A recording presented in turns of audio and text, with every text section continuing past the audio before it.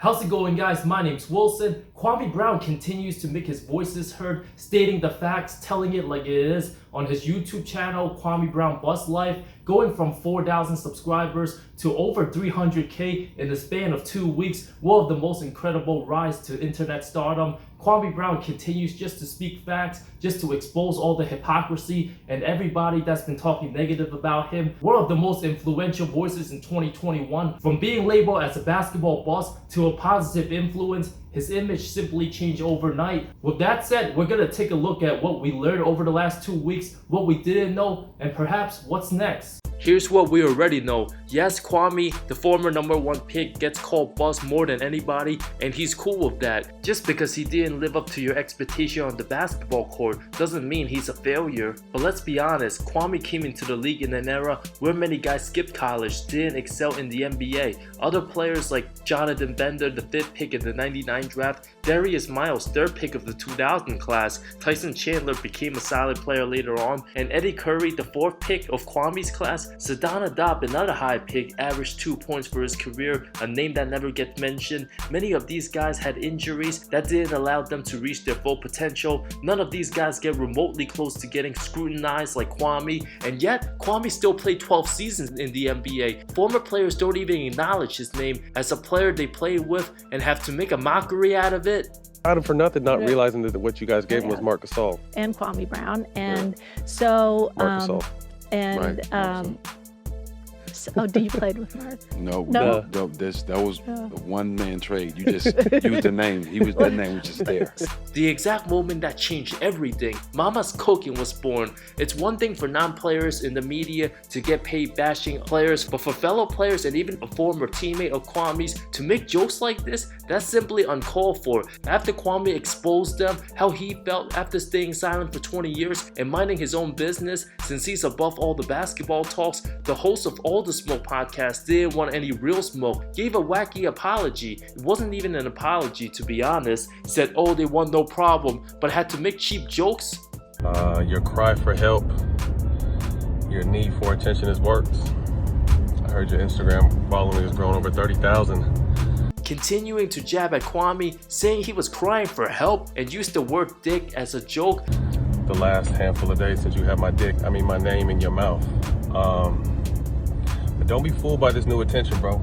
All these people that are gassing you and putting a battery in your back, all the platforms that are picking you up, didn't give a fuck about you last week, bro. As Kwame calls Becky with the good hair, that's disrespecting Kwame even further. Kwame walks the walk, talks about owning a lot of land, mows his lawn, living his best country life. You keep hitting me with basketball jokes. I keep hitting you with your real soft ass, punk ass life. Now which one didn't like you, boy? Your granddaddy that was black or your granddaddy that was white? Cause there's some deep issues in you, boy. While Barnes was the one who had to hop his own fence and break into his own house, Kwame's 100% on point. Derek Fisher done open your door to your house.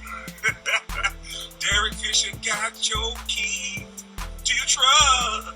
Then Barnes talks about a boxing match, and the media makes it seem like Kwame's the one being aggressive and has a problem, which is absolutely false. Shit, if me and you got a box before, during, or after, then shake hands to get this shit done, you know I'm always with the shit. But come tell your story, man. Get that shit up off your chest. Barnes couldn't have responded in a poorer manner. Things could have been settled on a private phone call instead of adding all the extra unnecessary stuff. Kwame has a 16-year-old son. Seeing former players not even to mention his name, stopping a fact from being truth like that, like he was some sort of failure and not worthy of being acknowledged. Every time a teenager hears the name Kwame Brown, all they can think of is the word boss, and his kids gotta hear that, especially from 40-something-year-olds, even 60-year-old grown men saying that about someone's father. Gotta be extremely frustrating. Of course, the go along get along game in defense of the guys relating to the All the Smoke pod, Charlemagne the fake god mentioned about Kwame's family, trying to defame his character and convince his audience Kwame's some sort of crazy person. All that he's a bust stuff gets to him, and you don't know what people are going through or have been through, but I've seen folks snap for less, and it looks like, Kwame is snapping. And if you look at the history of men in his family, you would know his men in his family have a history of snapping. Kwame in the first place had absolutely nothing to do with what his father or brother did. His mom didn't even tell him all those details. Kwame has every right to be mad, and being blamed for things that he didn't do brought up what Charlamagne did to a 15-year-old girl and how he's protected. Seeing all the fake so-called activists and bootlegged wokesters, all they do is preach about how they support the Me Too movement and all of that, but still friends with Charlamagne, gave him a pass because they're in the same circle, so they try to dismiss his story and try to bury it under the rug. Of course, the go along get along group silence after that. Charlamagne had no choice but to apologize to Kwame and just pray Kwame doesn't bring his name up further. It was Charlamagne that had to react when he had nothing to do with Kwame in the first place. He deserved to get roasted, should have stayed in his lane. While Stephen A. Smith, who I used to like, lost my respect, ESPN's most relevant TV personality, the man that became more famous from his Kwame Brown rant in 2008, that rant never mentioned any of his stats or good moments on the court, just saying he's a bona fide scrub. Oh, he can't play, he has small hands, doesn't know what he's doing. The City of Angels should throw a parade, like he was some sort of toxic person, when he never even asked Kwame his side of the story or done a one-on-one interview and asked why Kwame didn't pan out. Having a one-on-one conversation, Kwame probably would have been cool with that earlier, since Stephen A. thought Kwame wasn't worth the time and he was above another man. Kwame has every right to call out Stephen A. snitch for his ridiculous acts. When Stephen A. had over a week to respond, decided to talk on his show, lies about saying nobody attacked him personally. It includes Steven Jackson, who did not attack him personally. It includes Matt Barnes, who he really got personal about, and Matt Barnes never said a word. It doesn't include Charlamagne the God either, nor Dr. Boyce Watkins. He didn't say anything bad about Kwame either. Kwame once again 100% right, predicting Stephen A. was gonna talk about basketball and run his mouth and his mouth only, refuses to answer any of Kwame's questions. The perfect example of the go along get along. Kwame doesn't see himself as a celebrity or above anybody else. He actually hangs out with real life people with real jobs, not in a fancy exclusive group for the so-called elites. Stephen Jackson tried to act too cool on his apology, started talking about Kwame's basketball skills. You are in control of your own basketball skills, so be mad at yourself. I was the second to last pick. You was the first pick. Who had a better career? Kwame literally pointed out in previous videos, he wasn't talking about basketball, he was talking about life, and all these guys talk about are things in the past. Jackson was exposed after trying to clown Kwame, paying for security in LA. See, I didn't want to do this to you, alright? I didn't want to do this to you. You're too big to be paying for security. While Kwame responded about Jack's past and getting run over in Indy, getting his teeth knocked out, and it wouldn't have happened if he had security, Jack uttered the words, "There's no reason for me to take my time to try to bring dirt up on you, bro, because your whole career was dirt. Your whole life is dirt." Your whole life was dirt? That's very personal and not the type of way to respond properly in a professional manner. Of course, Kwame continues to fire back, called Jack a fake activist. One day he's for Black Lives Matter, the next he's tearing down black men. With those comments, many people starting to realize the truth in what Kwame's saying. Stephen A. also responded by adding a weak blooper of Kwame's lowlights. Anybody could put together a 2-minute video. Even the best players miss shots and have turnovers, can look bad on an edited video. Just a plain weak response. The reason why Stephen A. did that was he had no real response, continues to duck Kwame's questions, so he needed to go on ESPN to come out with that weak stuff. It's one thing to bash a player for their lack of performance, but to not even say Kwame by his real name and scream, Kwame Brown! Kwame Brown is gone. And bashing his career like he was a big failure and not even looking at his life story outside of basketball so Stephen A. can make more money. What type of journalism is that? The Lakers also traded away Chris Mim in the middle of the 09 season, a white player. You don't ever hear Stephen A. making fun of his name. Chris Mim! Chris Mim! Imagine somebody making fun of me for my basketball takes. Instead of calling me Wilson Tsai, my actual name, they call me Wilson Tsai, Wilson Tsai, saying it in a condescending tone and continue to doing it for years. I'd be like, that ain't my real name. The hell's wrong with you? Looking at Kwame's contract after Stephen A.'s rant, Kwame was still 25 years old. His agent had to put in the work, since whoever signed him would have to hear how he was treated by the media. Teams would hesitate to give him big money. Detroit signed him to a 2-year $8 million deal, followed by a vet minimum with Charlotte, where Kwame actually played above standards, averaged 8.7 rebounds in 26 minutes, started 50 of 66 games.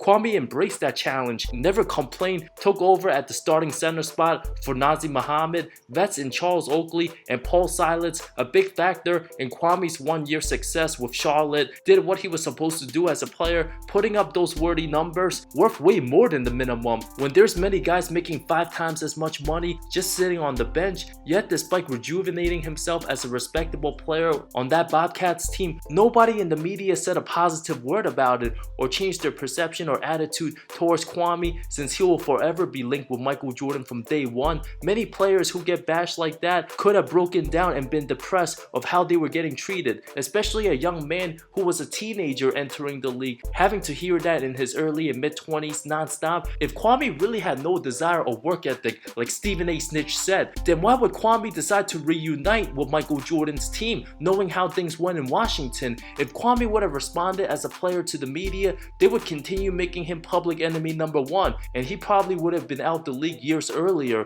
Kwame would then earn a one-year $6.75 million deal with Golden State, but slowed down due to injuries, part of that Andrew Bogut trade, never played for the Bucks, finished with a 2-year deal with Philly, out the league by 31. Kwame earned over $63 million. After struggling in childhood, being homeless, had nothing as a kid, and had to work his way up to the top. What many didn't know about the big kid out of Georgia, not only did Kwame excel in school, but he could have balled for the University of Florida on a full-ride scholarship. Being 18 years old, having the chance to go pro and change his family situation overnight, another reason why Kwame was drafted, because of his good attitude. In his draft days, the worst of a 19-year-old aged extremely well to this day and beyond. Everything that Kwame said on his previous videos, nobody in the mainstream media would share you this video of Kwame being wise beyond his years. So many people said it's not good for high school players to go right to the NBA. What do you have to say now?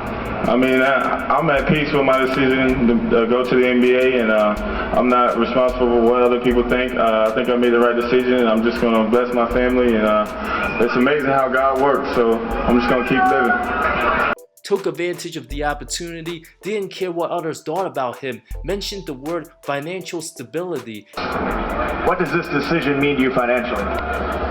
It means financial stability. I mean, I'll be coming into money that I've never seen before, you know, so I mean, it's just a great opportunity to touch so many lives, and hopefully I'll be able to do that. And touching many lives, which he's doing today. Props to Kwame Brown, talked in a respectable manner, very mature for his age at the time. Imagine being in high school, surrounded by 14 to 18-year-olds, from then going to the same team working with Michael Jordan in a matter of months. Yes, Kwame could have developed more this and that. When he finally explained his side of the story and how MJ never wanted him in the first place, just to trade him for established star player Elton Brand, and apparently A. Poland said no, all the frustrations were taken out on Kwame. That Wizards team won 19 games before 38-year-old Jordan decided to come back. The roster nowhere near contenders, and Kwame was the scapegoat when he barely even played. Many believed MJ was the one to scream. That shot down Kwame's confidence because he was Jordan. But nobody in the media even talks about how head coach Doug Collins treated Kwame.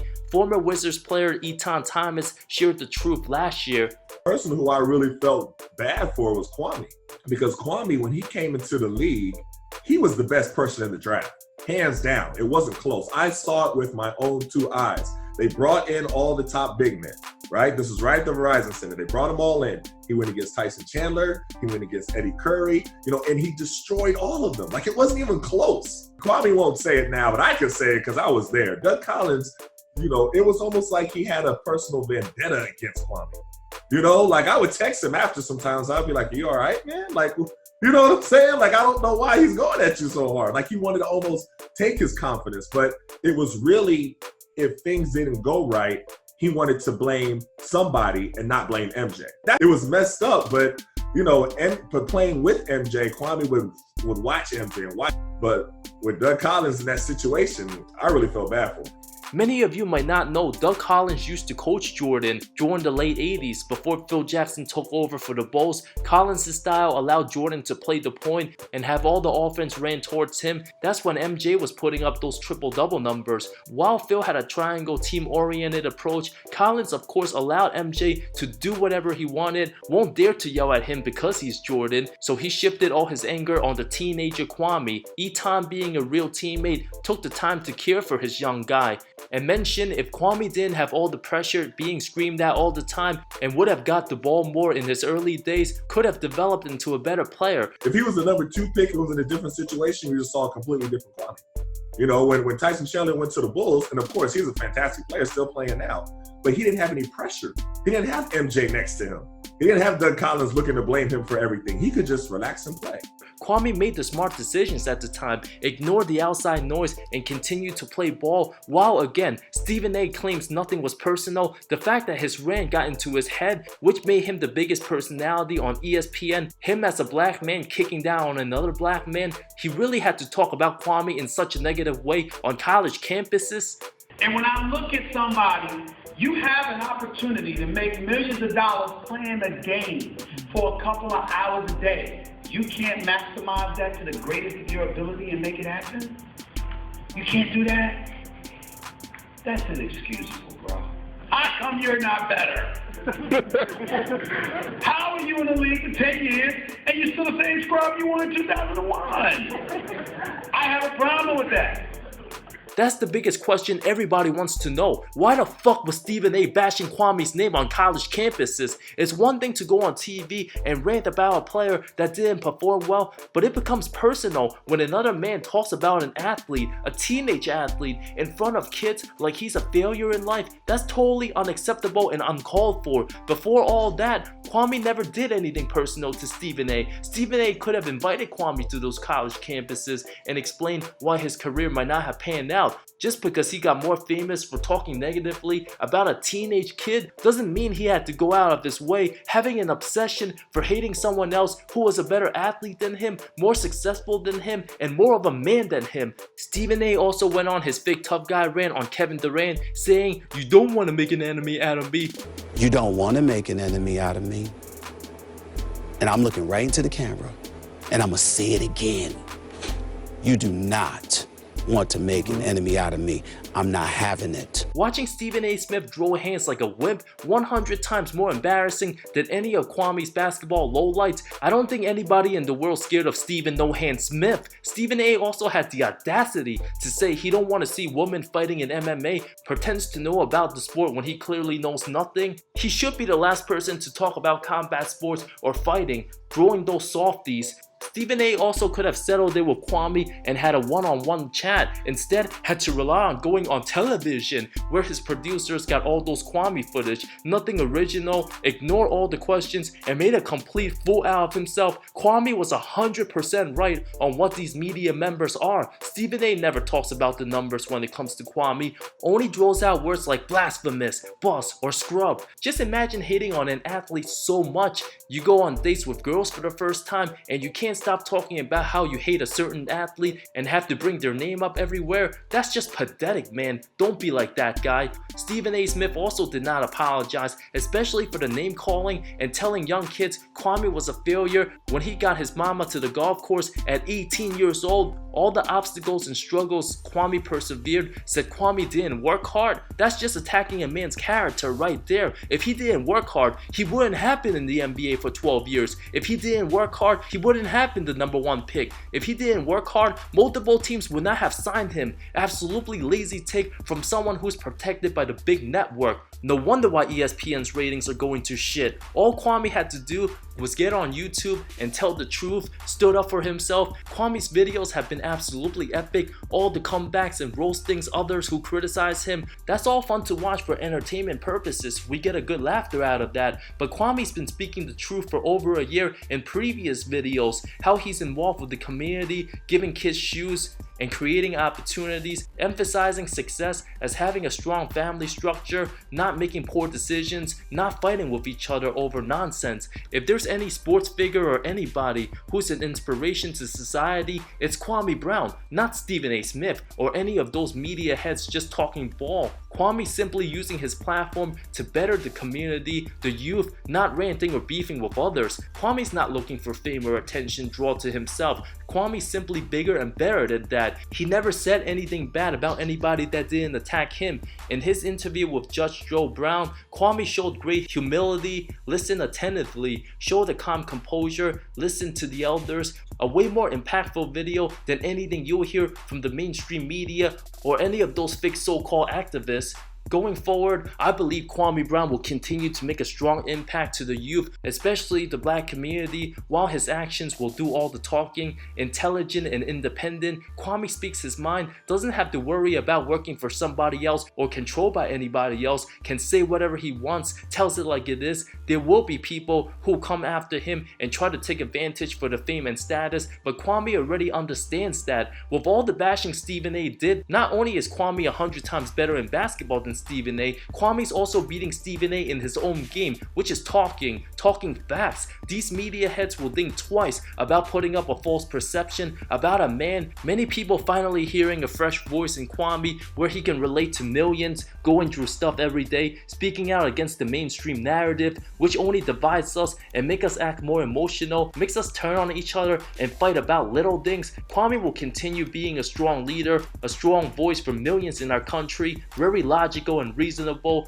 talks common sense. It's no accident why the former #1 pick went from having 4,000 subs on YouTube and over 320k in the span of 2 weeks, bringing out real solutions, having former teammate Devin George share his business goals, and continuing to help the underserved communities, something you'll never hear from the mainstream media. While Kwame's working behind the scenes, somebody we can all relate to by telling his message, encouraging us to have real conversations, do better, dealing with real life situations, way more valuable than anything about basketball. I strongly believe Kwame Brown and the message he's been preaching lately will help change the community for the better good. Going forward, I do believe many people's eyes will be open to the truth, and I also think Kwame will be remembered way more than just being a basketball player. What are your thoughts on Kwame Brown outside of basketball? Let me know in the comments below. Once again, thank you so much for watching this video. I love all of you. See you next time.